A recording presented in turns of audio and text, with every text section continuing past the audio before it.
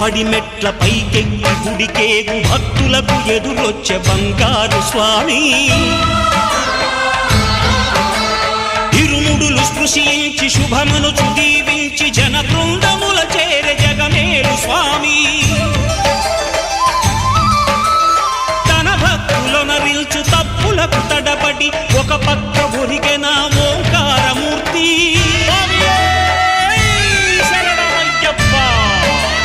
స్వాములందరూ తనకు సాయము కాగా ధీమంతుడై లేచె ఆ కన్య స్వామి పట్టబంధము వీడి భక్తతతికై పరుగు పరుగున వచ్చె భూమి